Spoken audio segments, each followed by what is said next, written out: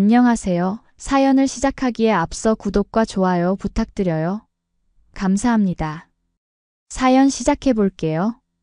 비가 추적추적 내리던 그날, 저는 무겁게 내려앉은 마음만큼이나 묵직한 배를 안고 낯선 대문 앞에 서 있었어요. 한 손에는 작은 가방, 다른 한 손으로는 불룩한 배를 감싸고 있었죠. 숨을 크게 한번 들이마시고 초인종을 눌렀어요. 이대로 모든 것이 끝나버렸으면 하는 마음과 그래도 이 배 속 아이를 위해 살아야 한다는 의무감이 충돌하는 순간이었어요. 누구세요? 인터폰에서 차분한 여성의 목소리가 들려왔어요. 안녕하세요. 정성미라고 합니다. 김혜진 선생님의 소개로 왔어요. 제 목소리는 떨렸지만 최대한 또렷하게 말하려고 노력했어요. 대문이 열리고 60대 중반으로 보이는 우아한 여성이 나타났어요. 그녀는 저를 위아래로 훑어보더니 놀란 표정을 지었어요. 사모님은 무언가 잠시 고민하는 듯 했지만 이내 문을 활짝 열어주셨어요. 들어오세요. 비 맞으면 감기 걸려요. 그렇게 저는 서울에 위치한 사모님의 집에 들어가게 되었어요. 모든 것은 2달 전 제 남편 성준이가 갑작스럽게 세상을 떠났을 때 시작되었어요. 평범한 출근길이었어요. 성준이는 평소처럼 제 배에 만지며 아이에게 인사를 하고 현관문을 나섰죠. 그날이 마지막 일 줄은 꿈에도 몰랐어요.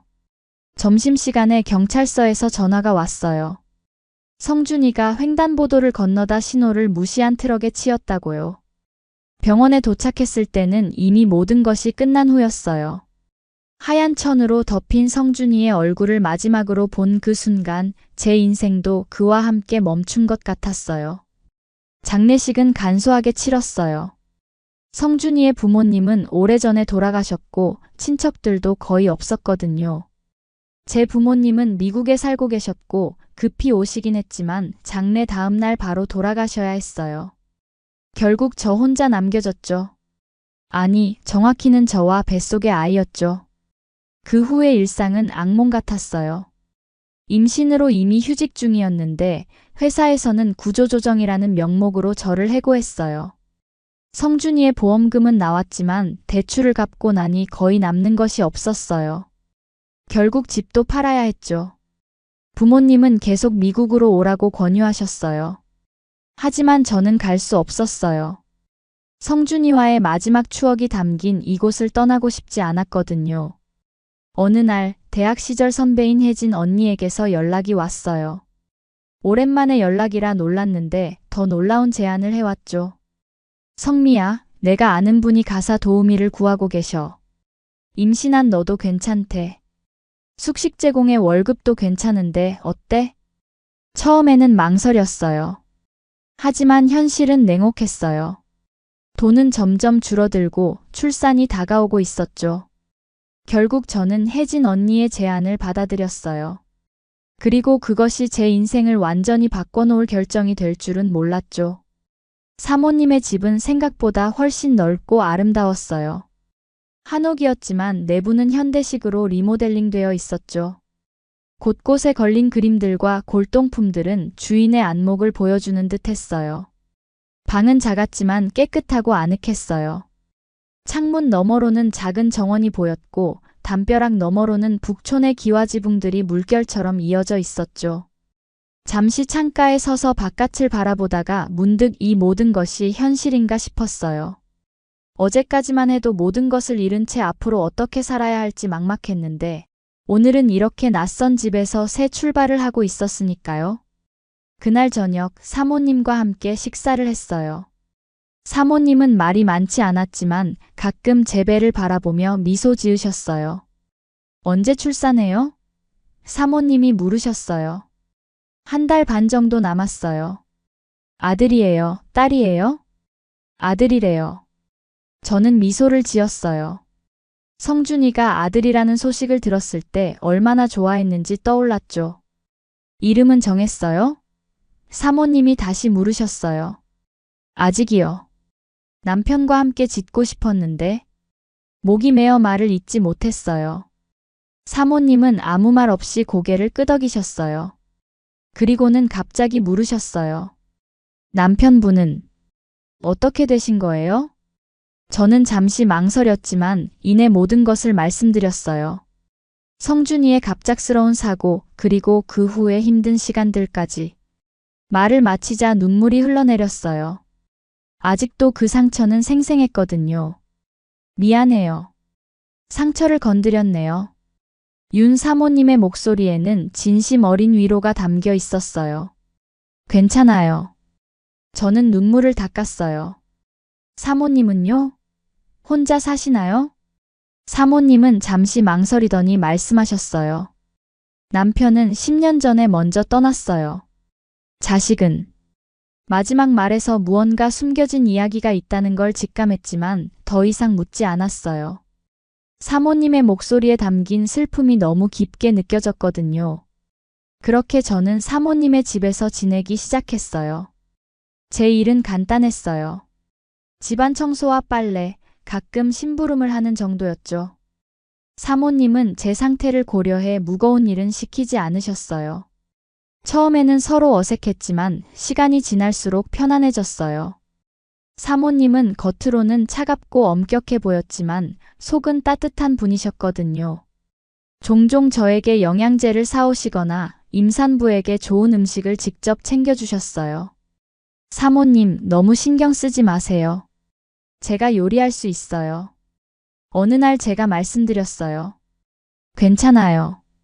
나도 뭔가 할 일이 필요해요. 사모님은 쓸쓸하게 미소 지으셨어요. 사모님에 대해 알게 된 것은 얼마 되지 않았어요. 남편은 유명한 사업가였고 10년 전 심장마비로 갑자기 돌아가셨다고 해요. 자녀에 대해서는 한 번도 언급하지 않으셨죠. 하지만 가끔 사모님의 방에 들어가 청소를 할 때면 벽에 걸린 가족 사진이 눈에 들어왔어요. 젊은 시절의 사모님과 남편, 그리고 어린 아들의 사진이었죠.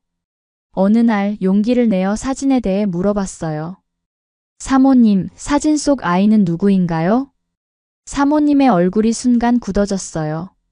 눈에 눈물이 고이는 것 같았지만 이내 감추셨어요. 내 아들이에요. 사모님의 목소리는 떨렸어요. 30년 전 5살 때 실종됐어요. 충격이었어요. 그런 아픔이 있으셨다니. 이제 사모님의 깊은 슬픔이 이해가 됐어요. 너무 마음이 아프시겠어요. 저는 진심으로 말했어요. 그래요. 매일이 지옥 같았어요. 사모님은 먼 곳을 바라보셨어요. 남편은 아들을 찾는데 평생을 바쳤어요. 하지만 결국 찾지 못하고 세상을 떠났죠. 그래도 포기하지 않으셨군요. 모든 부모가 그럴 거예요. 사모님은 쓸쓸하게 미소 지으셨어요. 당신도 곧 알게 될 거예요. 부모의 마음을. 그날 이후 사모님과 저는 더 가까워진 것 같았어요. 서로의 상처를 이해했기 때문인지 우리 사이에는 묘한 유대감이 생겼어요. 가끔은 함께 TV를 보기도 하고 주말에는 근처 카페에 가기도 했죠. 성미 씨, 출산 후에는 어떻게 할 생각이에요? 어느 날 사모님이 물으셨어요. 아직 잘 모르겠어요. 일단은 아이를 키우면서 일자리를 찾아볼까 해요. 여기서 계속 지내도 돼요. 사모님이 갑자기 말씀하셨어요. 아이와 함께. 이 집이 너무 크고 적막해요. 당신과 아이가 있으면 좋을 것 같아요. 저는 놀라서 사모님을 바라봤어요. 그분의 눈에는 간절함이 담겨 있었어요. 그것은 외로움에서 비롯된 것일까요? 아니면 잃어버린 아들에 대한 그리움 때문일까요? 고맙습니다, 사모님. 저는 사모님의 손을 잡았어요. 정말 감사해요. 출산 예정일이 일주일 앞으로 다가왔을 때 사모님은 갑자기 바빠지셨어요. 아기용품을 사오시고 제 방 옆에 작은 방을 아기방으로 꾸미셨죠. 예정일 3일 전 밤중에 진통이 시작됐어요. 처음엔 가벼운 통증이라 생각했지만 점점 간격이 짧아지고 통증이 심해졌어요. 사모님. 저는 사모님의 방 문을 두드렸어요. 문이 즉시 열렸어요. 사모님은 이미 옷을 갖춰 입고 계셨어요. 마치 이 순간을 기다리고 계셨던 것처럼요. 괜찮아요. 내가 있잖아요. 사모님은 제 손을 꼭 잡아주셨어요. 병원으로 가는 차 안에서 진통으로 신음하는 저를 위로해 주시던 사모님의 모습이 아직도 눈에 선해요. 마치 친어머니처럼 저를 돌봐주셨죠. 숨을 깊게 쉬어요. 곧 만날 거예요. 성미 씨의 아들.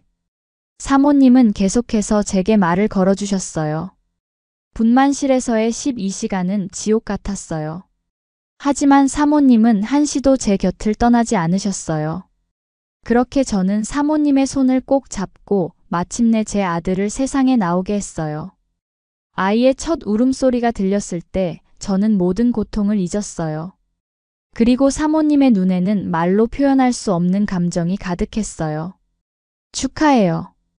간호사가 아기를 저에게 안겨주었어요. 저는 떨리는 손으로 아기를 받아 안았어요. 작고 붉은 얼굴, 아직 눈도 제대로 뜨지 못하는 그 작은 생명체가 제 모든 것이 되었어요. 성준이를 닮았네요. 사모님이 아기의 얼굴을 보며 말씀하셨어요. 순간 저는 놀라서 사모님을 바라봤어요. 제가 남편 이름을 말씀드렸나요? 윤 사모님의 얼굴이 하얗게 변했어요. 아, 혜진이에게 들었나 봐요. 그 순간 뭔가 이상하다는 느낌이 들었어요. 하지만 출산 후의 피로 때문인지 더 이상 생각이 나아가지 않았어요. 산후조리원에서 2주를 보낸 후 저는 아기와 함께 사모님의 집으로 돌아왔어요. 드디어 왔군요. 사모님은 환하게 미소 지으셨어요. 아기를 안아달라는 제스처를 취하셨죠. 저는 조심스럽게 아기를 건네주었어요. 사모님은 애정 어린 눈빛으로 아기를 바라보셨어요. 마치 오래도록 기다려온 보물을 만난 것처럼요. 그날 저녁 우리는 소박하게 아기의 귀가를 축하했어요. 밤이 깊어갈 때까지 이야기를 나눴어요. 제 어린 시절부터 성준이를 만나 결혼하기까지의 이야기를요. 성준이는 어떤 사람이었어요? 사모님이 물으셨어요. 따뜻하고 책임감 강한 사람이었어요. 저는 미소를 지었어요. 자신의 과거에 대해서는 많이 말하지 않았지만 항상 미래를 향해 나아가는 사람이었죠. 과거요? 사모님의 눈이 반짝였어요. 네. 성준이는 입양하였어요. 5살 때 입양되었다고 하더라고요. 친부모에 대해서는 아무것도 모른다고 했어요.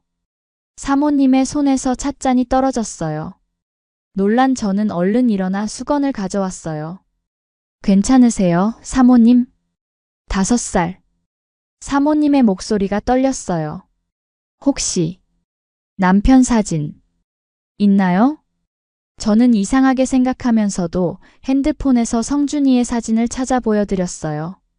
사모님은 떨리는 손으로 핸드폰을 받아들었어요. 그리고는 한참 동안 사진을 바라보셨어요. 사모님? 저는 조심스럽게 불렀어요. 사모님의 눈에서 눈물이 흘러내렸어요. 당신 죽은 남편 이름이 뭐야? 저는 깜짝 놀랐어요. 사모님이 반말을 하시다니. 김성준이요. 성준이. 우리 성준이. 사모님은 흐느끼기 시작했어요. 이해할 수 없었어요. 무슨 일이 벌어지고 있는 건지. 그때 사모님은 벌떡 일어나 자신의 방으로 들어가셨어요. 잠시 후 작은 상자를 들고 돌아오셨죠. 이거. 사모님은 떨리는 손으로 상자에서 사진 한 장을 꺼내셨어요. 그것은 어린아이의 사진이었어요. 5살 정도로 보이는 귀여운 남자아이였죠. 그리고 그 아이는 성준이와 너무나 닮아 있었어요. 이 아이가 우리 아들이에요. 윤성준. 윤 사모님의 목소리가 떨렸어요. 30년 전 놀이터에서 실종됐어요. 찾고 또 찾았지만 저는 할 말을 잃었어요. 머릿속이 하얘졌어요. 이것은 꿈인가요? 아니면 운명인가요? 성준이는 자신이 5살 때 입양되었다고 했어요. 그 전의 기억은 거의 없다고 했고요. 제 목소리가 떨렸어요. 맞아요. 우리 아들은 5살이었어요. 사모님은 흐느끼셨어요. 상자에는 더 많은 사진들이 있었어요. 어린 성준이의 사진, 성준이가 그린 그림, 그리고 그의 장난감들.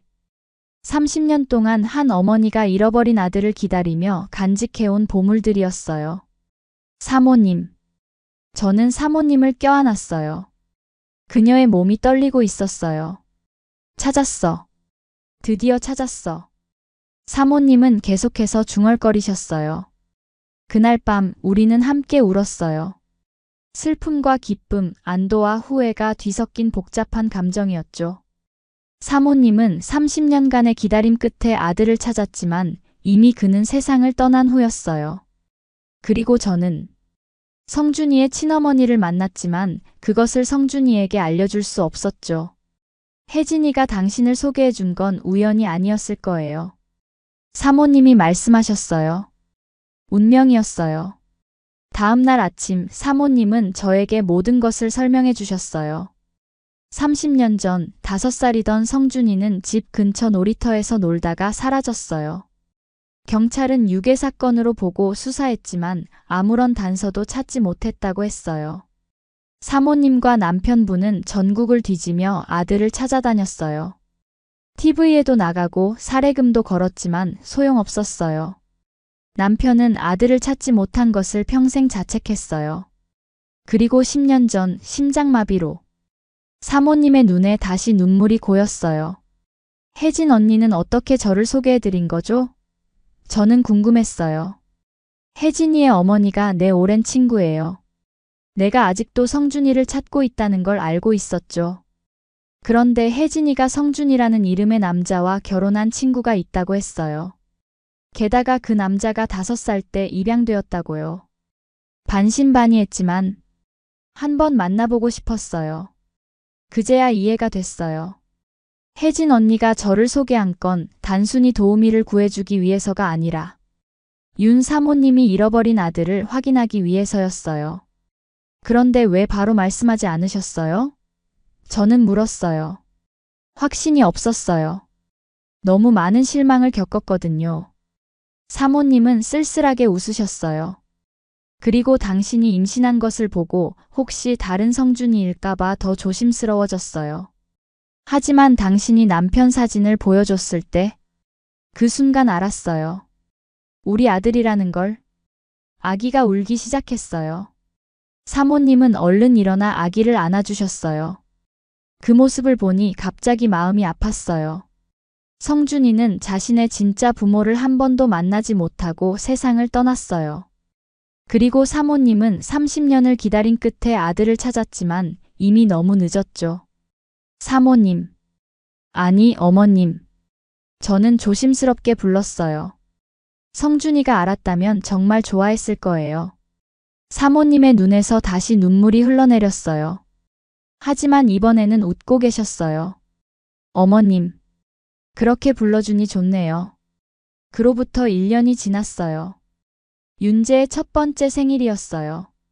어머님은 아침부터 분주하게 움직이셨어요. 첫 돌잔치를 위한 준비를 하시느라 정신이 없으셨죠. 성미야, 이거 좀 봐. 제기 한복이 어때? 어머님은 자랑스럽게 작은 남아용 한복을 보여주셨어요. 너무 예뻐요, 어머님. 저는 미소를 지었어요. 이제 저는 어머님의 집에서 정식으로 함께 살고 있어요. 더 이상 가정부가 아닌 이 집의 가족이 된 거죠. 가끔은 성준이의 이야기를 윤재에게 들려주곤 해요. 아직 말을 알아듣지 못하지만 언젠가는 아빠가 얼마나 멋진 사람이었는지, 그리고 할머니가 얼마나 오랫동안 아빠를 찾았는지 알게 될 거예요. 어머님은 윤재가 태어난 이후로 완전히 달라지셨어요. 눈빛이 생기 있어졌고 항상 웃음을 잃지 않으세요. 30년의 슬픔을 딛고 새로운 행복을 찾으신 거죠. 성미야. 네, 어머님. 고마워. 단 한마디였지만 그 말에는 수많은 감정이 담겨 있었어요. 저 역시 감사했어요. 이런 인연을 만들어준 운명에, 그리고 어려운 시기에 저를 품어주신 어머님께요. 어찌 보면 비극적인 운명이었을지도 모르겠어요. 성준이는 자신의 진짜 가족을 찾지 못하고 세상을 떠났으니까요. 하지만 다른 한편으로는 기적 같은 일이기도 해요. 서로를 모른 채 살아온 두 여자가 한 남자를 통해 만나 새로운 가족이 된 것이니까요. 윤재의 첫 번째 생일 촛불을 끄면서 저는 소원을 빌었어요. 성준아, 보고 있어? 우리가 이렇게 행복하게 지내고 있다는 걸. 내 어머님과 나, 그리고 우리 아들. 우리는 이제 한 가족이야. 네가 찾지 못했던 가족의 품을 내 아들이 대신 느끼고 있어. 이 행복이 오래오래 지속되기를. 윤재가 첫걸음을 뗀 건 얼마 전이에요. 어머님은 그 모습을 보시고 한참을 우셨어요. 아마도 성준이의 첫걸음을 떠올리셨겠죠. 잃어버린 시간은 돌아오지 않지만 우리는 새로운 추억을 만들어가고 있어요. 인생은 참 신비로워요. 가장 어두운 순간에 만난 이 인연이 이제는 우리 삶의 가장 밝은 빛이 되었으니까요. 운명이라는 실이 어떻게 얽히고 설키는지 아무도 예측할 수 없겠죠. 하지만 저는 모든 일에는 이유가 있다고 믿어요. 그리고 그 이유가 지금 우리를 이렇게 행복하게 만들어주고 있어요. 이것이 바로 성준이가 원했던, 그가 하늘에서 지켜보고 있는 우리의 모습이 아닐까요? 제 긴 이야기를 끝까지 들어주셔서 감사합니다. 구독과 좋아요, 알림 설정까지 잊지 마세요.